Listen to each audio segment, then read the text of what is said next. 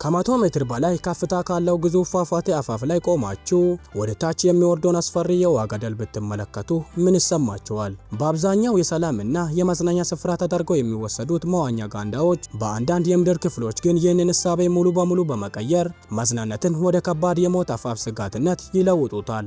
በዛምቢያ የሚገኘውና የሰይጣን መዋኛ ጋንዳ በመባል የሚጠራው ይህ ስፍራ አንድን ዋናተኛ በማንኛውም ሰከንድ በኃይለኛ ማዕበል አሽቀንጥሮ ወደ መቃብር ሸለቆ የመክተት ከፍተኛ አቅም አለው። እነዚህ ቦታዎች የተገነቡት በአስደናቂ ኢንጂነሪንግና ተፈጥሮ የፈጠረችው አስፈሪ አቀማመጥ በጣም ደፋር የተባሉ ሰዎችን እንኳን ሳይቀር ለአፍታ የሚያስቆምና የሰውን ልጅ ደም የሚያቀዘቅዝ ከባድ ግርማ አላቸው። ዛሬ ከተለመዱት መዝናኛዎች ወጣ በማለት በአድሬናሊን መናወጥና በከፍተኛ አደጋ የተሟሉትን በዓለማችን ላይ ያሉ ሶስቱን እጅግ አስፈሪ መዋኛ ጋንዳዎች በጥልቀት እንቃኛለን። ቪዲዮን ላይክ በማድረግ ይህንን አስደናቂ ጉዞ አብረን እንጀምር።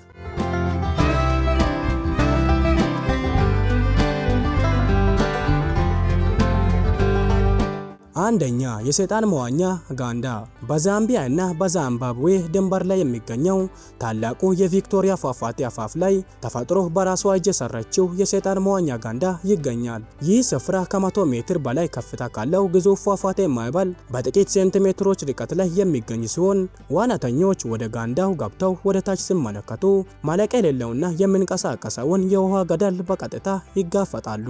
በጥቅምትና በታህሳስ ወራት መካከል ያለው የውሃ መጠን በሚቀንስበት ወቅት ብቻ የሚፈቀደው ይህ መዋኛ በአንድ ትንሽ የተፈጥሮ የድንጋይ ግንብ ጥበቃ ብቻ የታገዘ በመሆኑ አሁንም ድረስ በዓለማችን ላይ ከፍተኛ የህይወት አደጋ ካላቸው ቦታዎች ቀዳሚው ነው።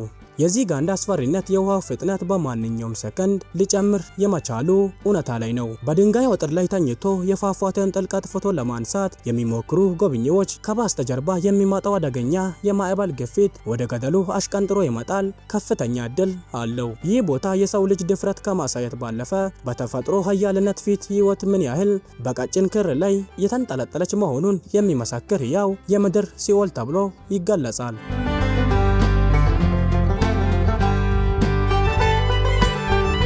ሁለተኛ፣ የሰማዩ ጋንዳ ከለንደን ሰማይ በላይ በ35 ሜትር ከፍታ ላይ በሁለት ግዙፍ መኖሪያ ህንጻዎች መካከል የተንጠለጠለው የሰማይ ጋንዳ የዘመናዊው ኢንጂነሪንግ እጅግ አስፈሪና ማራኪ ውጤት ነው። ጋንዳው ሙሉ በሙሉ ከ20 ሴንቲሜትር ውፍረት ካለው ግልጽ አክሪሊክ የተሰራ በመሆኑ ዋናተኞች በውሃ ላይ በሚንሳፈፉበት ወቅት ልክ በሰማይ ላይ ያለ ምንም ድጋፍ እየበረሩ እንዳሉ አይነት ከባድ የስነ ልቦና ስብራት እና ፍርሃት ይፈጥርባቸዋል። ከጋንዳው በታች የሚታየው የለንደን ጎዳናዎች እና የመኪናዎች እንቅስቃሴ ዋናተኞቹን ከከፍተኛ ከፍታ ፍርሃት ጋር በቀጥታ እንዲጋፈጡ የሚያደርግ የቴክኖሎጂ ጥበብ ነው። ይህ ጋንዳ በአወቃቀሩ እጅግ ጠንካራ እና ዘመናዊ መከላከያዎችን የያዘ ቢሆንም በውስጡ የሚዋኙ ሰዎች ግን ሁልጊዜም ከከፍተኛ ፍርሃት ስጋት ጋር ይኖራሉ።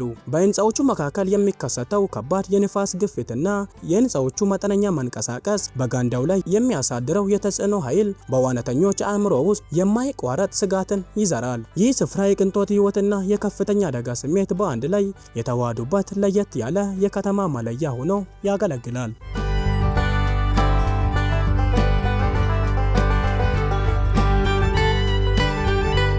ሶስተኛ፣ የጓደኝነት ጋንዳ በአውስትራሊያ ዳርዊን ከተማ የሚገኘው ይህ መዋኛ ጋንዳ ከሌሎቹ የሚለየው ከከፍታ ወይም ከፏፏቴ ጋር የተያያዘ ሳይሆን በውስጡ ካለው እጅግ ጨካኝና ግዙፍ አዳኝ እንስሳ ጋር የሚደረግ የፊት ለፊት ግንኙነት መሆኑ ነው። ዋናተኞች የሞት ጎጆ ተብሎ በሚጠራውና ሙሉ በሙሉ ግልጽ በሆነ የፕላስቲክ ሲሊንደር ውስጥ ከገቡ በኋላ 5 ሜትር ርዝመት ካላቸውና በዓለማችን ላይ እጅግ አደገኛ ተጫዋቾች ከሆኑት የጨው ውሃ አዞዎች ጋር በአንድ ጋንዳ ውስጥ እንዲቆዩ ይደረጋል። ጎጆ ወደ ውሃ ውስጥ በሚሰምጥበት ሰከንድ አዞዎቹ ምግባቸውን ለማግኘት ሲሉ በጎጆ አካል ላይ የሚያደርጉት ጥቃትና የሚፈጥሩት ንዝረት የሰው ልጅ የማቋቋም አቅም ሙሉ በሙሉ የሚፈትን ነው። በዚህ ጋንዳ ውስጥ ያለው ዋነኛው አደጋ የስነ ልቦና ሽብርና ሊከሰት የሚችለው የቴክኒክ ብልሽት ነው። የአዞው ግዙፍ መንጋጋና ጥርስ ከዋናተኛው ፊት በጥቂት ሴንቲሜትሮች ርቀት ላይ ብቻ የሚገኝ ሲሆን የፕላስቲክ ጎጆ ላይ የሚፈጠር መጠነኛ ስንጥቅ ወይም የቁጥጥር ስራ ስርዓቱ የመበላሸት ዋናተኛውን በቀጥታ የአዞራት ሊያደርገው ይችላል። ይህ ጋንዳ ማዝናናትን ከአውሬዎች ጋር ወደ ማድረግ አስፈሪ ጦርነት የለወጠ በዓለማችን ላይ ተወዳዳሪ የሌለው አደገኛ የመዋኛ ስፍራ ነው።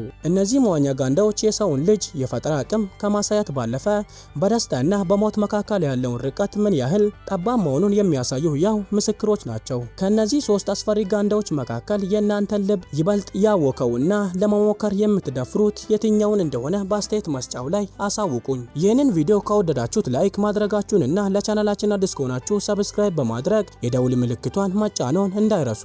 በቀጣዩ አዲስ ቪዲዮ እስክንገናኝ ድረስ ሰላም ቆዩ።